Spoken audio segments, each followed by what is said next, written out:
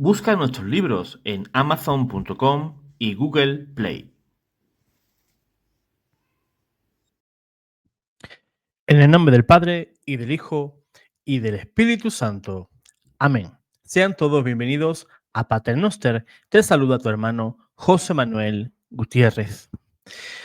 He estado recibiendo en estos días varios correos electrónicos por vuestra parte, mostrándome vuestra inquietud sobre la situación canónica de los heraldos del Evangelio. Todos sabemos que está la cosa un poquito revuelta respecto a ese tema. Y hoy, pues, creo que es el momento idóneo para poder hablar con ustedes de un caso que, para mí, personalmente, se ha convertido en uno de los ejemplos más reveladores de lo que está ocurriendo dentro de nuestra amada Iglesia hoy. La intervención del Vaticano a los heraldos del Evangelio y el inexplicable bloqueo que desde hace unos cuantos años pesa sobre esta institución. Este video o esta opinión que yo pueda tener no es un ataque a la Iglesia, por supuesto que no, totalmente al contrario.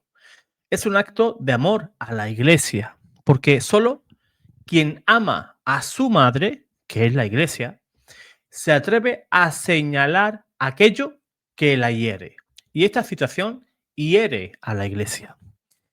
Y hermanos, créanme, cuando la justicia canónica se diluye, cuando una institución es tratada sin transparencia, sin defensa, sin sentencia, el cuerpo de Cristo entero sufre. Y tú y yo formamos parte de ese cuerpo de Cristo. Y hoy pues quisiera hablar con claridad, sin rodeos, sin miedo y con el respeto y la firmeza que exige la verdad. Si yo algo me caracterizo es por no morderme la lengua, y quizás donde otros callan, pues quizás yo a veces me arriesgo y quizás a veces más de lo que a mí me gustaría, ¿no? Porque me puedo equivocar, también soy humano, ¿verdad? Pues bien, pero analizando la historia reciente de los heraldos del Evangelio, lo primero que se descubre es que estamos ante una obra que nació con aprobación pontificia, con un carisma marcadamente mariano, fiel a la doctrina, amante de la liturgia y muy fecunda en vocaciones sacerdotales. Una obra que, antes de que comenzara todo este proceso, era considerada por muchos como un signo de esperanza para la Iglesia del siglo XXI. ¿Pero qué ocurrió? Llegó el año 2017 y todo parece ser que cambió. Algo cambió. Ese año comenzó con una visita apostólica. Hasta ahí nada fuera de lo normal. La Iglesia, lógicamente, tiene derecho a investigar y es su deber. Pero lo que vimos después, eso es lo que ha convertido este caso en un símbolo de algo mucho más profundo. No es tampoco tan fácil. En 2019 llegó el comisariado pontificio. Y desde entonces, hermanos, llevamos desde 2017 hasta la actualidad, llevamos 8 años con una institución paralizada bajo un control externo. No existe condena doctrinal, o sea, no hay herejía. No hay tampoco una sentencia penal. Y aún no hay explicación pública clara. Entonces, la pregunta es inevitable. ¿Cómo puede una asociación aprobada por el Papa San Juan Pablo II ser tratada durante tantos años como si fuera culpable, sin que jamás se publique una sentencia, sin que jamás se explique qué hizo exactamente para merecer el castigo que tanto tiempo se prolonga en el tiempo. Porque si se han dicho muchas cosas en los medios, acusaciones de exorcismos ilegales, asuntos de abusos de conciencia, de manipulación psicológica, incluso de otro tipo de abusos. Ya me entienden. Pero, ¿dónde está el proceso penal canónico formal que pruebe esos delitos? ¿Dónde están las conclusiones oficiales de esa investigación? ¿Dónde están las sentencias que permitan al pueblo de Dios saber la verdad? Sino que lo único que existe es incertidumbre y preocupación por los heraldos del Evangelio. Pues bien, no encontramos ni sentencias, ni conclusiones, ni hemos visto ese proceso penal canónico que pruebe si existe o no algún delito. Lo que encontramos es lo contrario. Medidas administrativas sin motivación pública, decisiones externas como retirar menores de los internados, un silencio casi total por parte de los dicasterios y una prolongación indefinida del comisariado. Hermanos, esto no es normal. No es normal. Y lo digo desde la fe y lo digo desde el amor a la iglesia. Porque la iglesia, en su sabiduría, se ha dado un derecho canónico precisamente para evitar estas cosas, para evitar arbitrariedades, para que nadie sea castigado sin pruebas, para que los fieles tengan derecho, lógicamente, a defenderse, para que las decisiones graves estén justificadas y sean proporcionales. Cuando esto no se cumple, no es solo un grupo el que sufre, es la credibilidad de la iglesia entera la que queda comprometida y también herida. Y lo más doloroso es que esta intervención no se desarrolla en un vacío, se desarrolla en un contexto donde vemos que otras realidades dentro de la iglesia, abiertamente contrarias al magisterio, siguen funcionando sin ningún tipo de problemas. Hay religiosos, religiosas y sacerdotes que hacen apología de muchísimas ideologías y lo hacen a sus anchas, y el Vaticano nunca ha propuesto sancionar a esos sacerdotes y religiosos. Y fíjate que causan escándalo en la iglesia. Cuando vemos a un sacerdote que quiere bendecir parejas homosexuales. No la persona, la relación.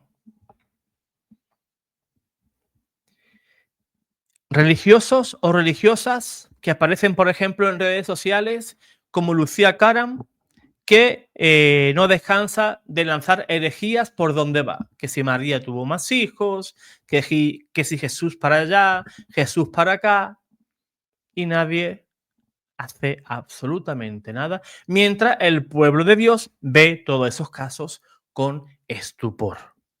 Tenemos ahí a James Martin, abiertamente homosexual, y hace defensa del movimiento LGTBI, y eso causa dolor dentro de la iglesia.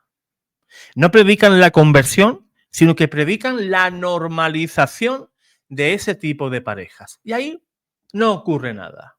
Y eso es solamente la puntita del iceberg. Pues bien, también hay obispos que bendicen lo que la iglesia llama pecado. Catequesis doctrinalmente desviadas, abusos litúrgicos flagrantes. Aquí hemos hablado de diferentes grupos y movimientos dentro de la iglesia, pues que permiten todo ese tipo de abusos litúrgicos, catequesis doctrinalmente muy desviadas de lo que enseña la iglesia y aquí parece que nunca pasa nada. Y allí no hay comisarios, no hay intervenciones, no hay urgencia. Pero en cambio, Los Heraldos, una obra marcadamente mariana, ortodoxa, litúrgicamente tradicional, obediente a Roma, a ellos sí los intervienen. Yo creo que donde está María, el diablo no desea que esos movimientos, esas instituciones echen raíces dentro de la iglesia. El enemigo también se mueve dentro de la iglesia. La masonería encubierta existe dentro de la iglesia y en la alta jerarquía. Yo hace tiempo era reacio a creer eso, sinceramente. Yo pensaba, digo, ¿cómo en esta institución santa que es la iglesia va a haber gente masónica que maquinan contra el Papa, contra la doctrina, contra los fieles, contra los dogmas?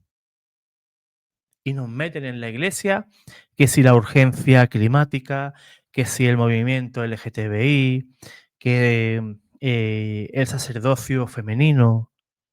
Entonces te das cuenta de que San Pablo VI no estaba tan equivocado cuando decía que el humo de Satanás se había metido por algún resquicio del Vaticano. Pues bien, ¿qué es lo que molesta sobre los heraldos del Evangelio? ¿Qué molesta? ¿Su estilo?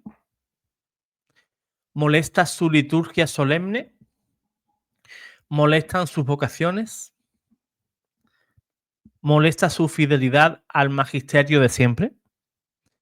¿Molesta que atraigan jóvenes en un mundo donde la fe parece desvanecerse? Porque si los heraldos hubieran cometido una herejía, la Iglesia debería publicar una condena clara y de manera doctrinal, marcando los puntos donde se han desviado. Pero no. Si se hubieran cometido delitos, debería de abrirse un proceso penal formal mostrando pruebas con nombres y sentencias. Pero en 8 años, nada de eso ha ocurrido. Lo que tenemos hoy, y es lo único que tenemos claro, es que existe un bloqueo administrativo. Ni siquiera pueden ordenar nuevos sacerdotes. Una intervención indefinida en el tiempo. Lo que tenemos en la actualidad es un limbo canónico, un carisma dentro de la iglesia que está paralizado y un silencio cada vez más difícil de explicar, porque a la medida que vaya pasando más el tiempo y pase más, llevan 8 años y pasen más, ¿cómo me van a explicar a mí ese silencio? Si no hay siquiera una sentencia, no hay pruebas, no hay nada, pero se tiene parado la institución de los heraldos del Evangelio. Esto, hermanos, nos obliga a ti y a mí como creyentes, a ti y a mí como piedras vivas de esta iglesia, nos obliga a levantar la voz. Con respeto, lógicamente. Con calidad cristiana, por supuesto. Con amor a la iglesia, lógicamente. Pero también con parresía, sin miedo a decir la verdad. Esa valentía evangélica que tanto reclamaban los santos. Yo como católico no puedo aceptar que una institución viva 8 años bajo sospecha, sin condena, sin defensa y sin transparencia. No puedo aceptar que la justicia canónica se convierta en una herramienta para asfixiar un carisma. No puedo aceptar que el pueblo de Dios viva desinformado, confundido y muchas veces manipulado por medias verdades. Tenemos derecho a saber qué está ocurriendo.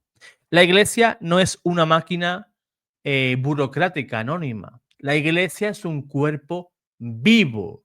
Y si una parte sufre injusticia, todo el cuerpo sufre. Por eso, hoy quiero decirlo con total claridad.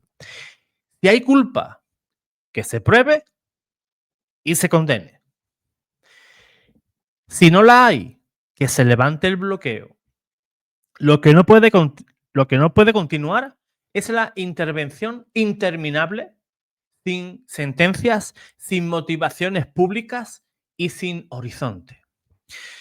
No estoy defendiendo a personas, estoy defendiendo nuestros principios, estoy defendiendo la justicia, que es parte del Evangelio, estoy defendiendo la verdad, que es Cristo mismo, estoy defendiendo el derecho de toda obra aprobada por la Iglesia a ser tratada con dignidad, con transparencia y con calidad. Y mientras tanto, hermanos, tú y yo, ¿qué podemos hacer? Pues sigamos rezando. Recemos por los heraldos, recemos por los que gobiernan, recemos por la Santa Iglesia, recemos por que la verdad salga a la luz y la justicia. La verdadera justicia nace del corazón de Cristo y que sea restaurada, ¿verdad? Pues yo espero que la Iglesia pronto emita un comunicado, una sentencia, un algo, porque estamos en incertidumbre total. No sabemos. Y yo creo que 8 años son más que suficientes para que la Iglesia investigue si en el interior de los heraldos existe algún tipo de abuso, el que sea, y que se pueda dictaminar una sentencia. O culpabilidad o inocencia. Pero, como he dicho, estamos en un limbo canónico. Estamos entre Pinto y Valdemoro. No estamos ni allí ni aquí. Por eso me gustaría que la Iglesia se proclamara. Mientras tú y yo, pues seguimos rezando, seguimos pidiendo a María Santísima para que esta parada obligatoria de los heraldos, ese estatus que tiene ahora los heraldos, que no pueden, pues, no están paralizados, ¿no? No pueden hacer absolutamente nada. Y la Iglesia no emite ningún comunicado, ninguna sentencia. Y eso causa incertidumbre y nosotros, los creyentes, nos preocupamos. Seguimos rezando, seguimos pidiendo, seguimos implorando al cielo para que esta situación se aclare. ¿Para bien o para mal? Dios te guarde, Dios te bendiga.